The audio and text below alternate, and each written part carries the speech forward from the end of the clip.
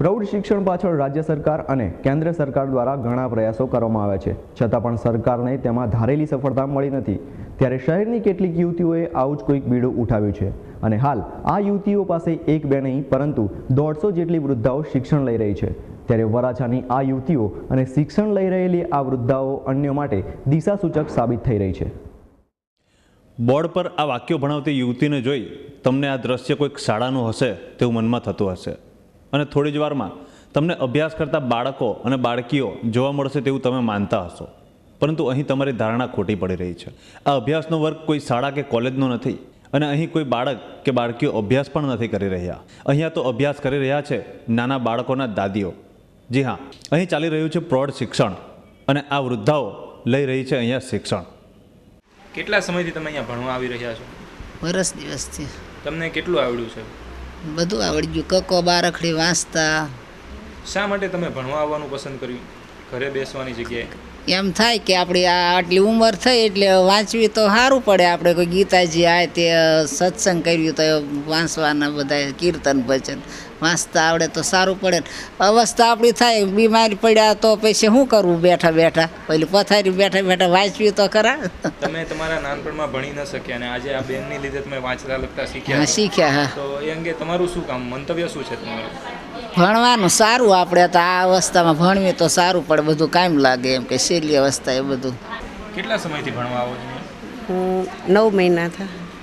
તમને કેવી રીતના જાણ થઈ કે અહીંયા આવી રીતના ભણાવવાનું ચાલુ થયું? અમે અહીંયા બધું એકબીજા મળીએ એટલે ખબર પડી કે વલ્લભનગરની વાડીમાં બહેનોને ભણાવે છે, તો પછી અમને એમ થયું કે હાવ આપણે વરદ થઈએ ત્યારે બેઠા બેઠા ભગવાનનું પુસ્તક કોઈ વાંચતી, અને એવી રીતે મેં વાંચી 2 વખત મેં ગીતાજી લખી, વાંચતા ગયા લખતા ગયા।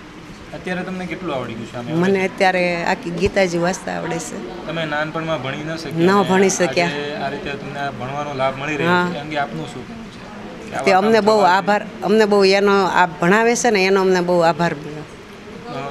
શા માટે તમે ઘરે બેસીને કોઈ અંચાત પંચાતની ચર્ચાઓ નથી કરતા ને એ ન કરે? એટલે એમ થાય ભગવાન પસંદગી શા માટે? હા, ભગવાનના નામ લેવા માટે અને કોઈ સારા પુસ્તક વાંચવા માટે। શું કરો છો તમે આમ? કાંઈ નહીં, ઘરે વાંચીએ ભણીએ છીએ। અત્યારે શા માટે તમે ભણવા આવો? અત્યારે આ બધું ભગવાનના નામ લેવા હાટું ગીતાજી વાંચી, રામાયણ વાંચી, ઘણું આવડી ગયું છે। કેટલા સમયથી તમે ભણવા આવો છો? 6-7-8 મહિના થઈ ગયા। તમને કેવી રીતના ખબર પડી કે અહીંયા આવી રીતે ભણાવે? અમને બીજાએ કીધું કે વલ્લભનગરમાં ભણાવે છે એમ। તો તમે ઘરે બેસીને કોઈ ઘરકામ કે બીજું કોઈ કામ કર્યા વગર અહીંયા ભણવા આવો છો, શા માટે? હા, વાંચવા હાટું થાય ને, એમ થાય ને આપણે ભગવાનના નામ લઈ બહાર જઈએ તો કંઈક આપણે વાંચી શકીએ એ માટે। 5 દાયકા અગાઉ શિક્ષણ અમુક સ્તર પૂરતું મર્યાદિત હતું અને તેમાં પણ સ્ત્રી શિક્ષણ તો સમાજમાં નહિવત જેવું જ હતું અને તેને કારણે જ તે સમયે શિક્ષણથી વંચિત રહી ગયેલી સ્ત્રીઓ આજે વૃદ્ધાવસ્થામાં પોતાનું નામ પણ લખી શકતી નથી અને વાંચી પણ શકતી નથી। અને આ જ કારણસર સરકાર દ્વારા પ્રૌઢ શિક્ષણ પણ શરૂ કરવામાં આવ્યું, જોકે તેમાં પણ સરકારને સફળતા મળી નથી। ત્યારે વરાછા ખાતે વલ્લભનગરની વાડીમાં પ્રૌઢ શિક્ષણને મળી રહી છે સફળતા। અહીં 1-2 નહીં પરંતુ 150 જેટલી વૃદ્ધાઓ મેળવી રહી છે અક્ષર જ્ઞાન। લગભગ 1.5 વર્ષથી ચાલી રહેલી પ્રૌઢ શિક્ષણની આ પ્રવૃત્તિ વૃદ્ધાઓના આગ્રહથી જ શરૂ થઈ છે અને ધીમે ધીમે તેમાં વધારો પણ થયો છે। આ પ્રવૃત્તિ કરવા અંગેની ક્યાંથી આવી આઈડિયા મળ્યો કે આવી પ્રવૃત્તિ કરવી જોઈએ? હું બહેનોના સંપર્કમાં ઘણું જોઉં છું, એટલે એ બહેનોએ જ 2-3 બહેનોને ઈચ્છા હતી કે અમારે ભણવું છે, એટલે એ લોકોએ જ મને સજેસ્ટ કર્યું કે તમે જો અમને ભણાવો તો અમને બહુ સારું લાગશે અને તમે એ કરી શકશો। અને મારી સાથે વધારે ફાવતું હતું એટલે શરૂ કર્યું। શરૂઆતમાં મેં અહીંયા શરૂ કર્યું ત્યારે સંખ્યા ખૂબ ઓછી હતી, પછી એમને સારું લાગ્યું એટલે એ લોકો જ એમની ફ્રેન્ડ્સને બધાને લઈ આવ્યા અને અમારે આટલી સંખ્યા થઈ ગઈ। અત્યારે રેગ્યુલર કેટલી સંખ્યા હોય છે એવરેજ?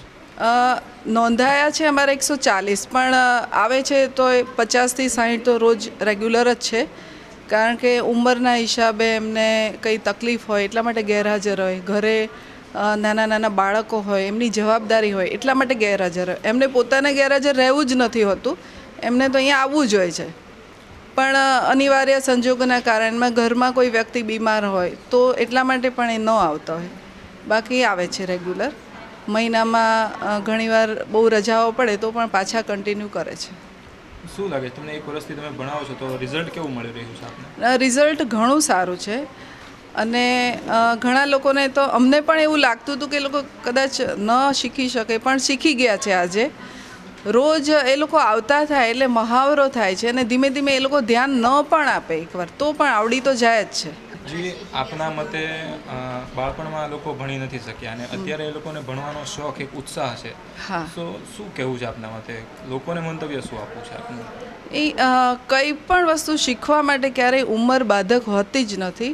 હવે આ લોકોને પણ અહીંયા આવે છે તો એમને બીજા પણ લોકો કહેતા હોય કે આ ઉંમરે તમે ભણવા જાઓ છો, પણ અહીંયા આવ્યા પછી ખરેખર એ લોકો પણ એટલા મજબૂત થયા છે કે એ પણ એમ કહે છે કે ના ના, આજે અમને શીખવાનું મન થયું છે તો એમાં શું વાંધો છે, અમે શીખવા જઈશું આજે.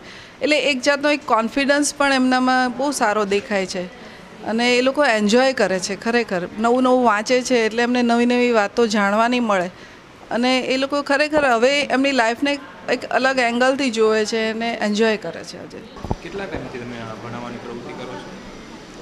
10th મંથ, 10 મહિના થયા. કેટલા વિદ્યાર્થીઓ એટલે આજે મોટી ઉંમરના લોકો છે ભણવા આવે છે? અપ 60 એટલે 60 વર્ષથી વધારે હોય છે અહીંયા, 60 વર્ષની ઉંમરથી વધારે. અને શીખી શક્યા છે એ લોકો આવીને? લગભગ અમે એ લોકોને આખું સેન્ટેન્સ એટલે વાક્ય અમે કેવી રીતે એ લોકો બોલી શકે એ માટે અમે બ્લેકબોર્ડ પર એ લોકોને વંચાવીએ જ છે 1 by 1. એટલે વારાફરતી જેનો એમ પછી એક વારો આવે એ પ્રમાણે એ લોકો સેન્ટેન્સ આખું વાક્ય બોલે જ છે.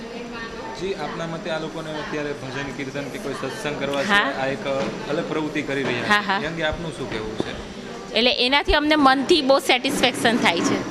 જસ્ટ લાઈક એટલે અમારું માઇન્ડ એટલું પીસફુલ થાય છે કે અમને આમ ઘરે જઈને એમ રાહત લાગે છે. કંઈક અમારે સેવાનું કરેલું હોય એનો અમને અહેસાસ થાય છે. જી, આપના મતે આ કાર્યને કેટલું આગળ ને આગળ ધપાવવું જોઈએ અને કેટલું ચલાવવું જોઈએ? એમાં અમારા સ્ટુડન્ટ દર વખતે નવા અંદર એડ થતા જ હોય છે. અમે અત્યારે 150 એટલે 150 નંબર સુધી અમે નોંધ રાખેલી છે અમારા લિસ્ટમાં અને જ્યારે એ લોકો શીખી જાય છે ત્યારે અમે એ લોકોની સિગ્નેચર પર એ લોકોના હાથથી જ લખાવડાવીએ છીએ. એટલે એ લોકો પોતાનું નામ એટલીસ્ટ બેંકમાં જઈને એ લોકો લખી જ શકે છે. કહેવાય છે ને કે અભ્યાસની કોઈ ઉંમર નથી હોતી, અભ્યાસ કોઈ પણ ઉંમરે કરી શકાય. ત્યારે આ વાતને અહીં આ વૃદ્ધાઓ અને તેમને અક્ષર જ્ઞાન આપતી આ શિક્ષિકાઓ પુરવાર કરી રહી છે. કેમેરામેન નરેશ રામાણી સાથે આશિષ સાવલિયાનો રિપોર્ટ S9 ન્યૂઝ, સુરત.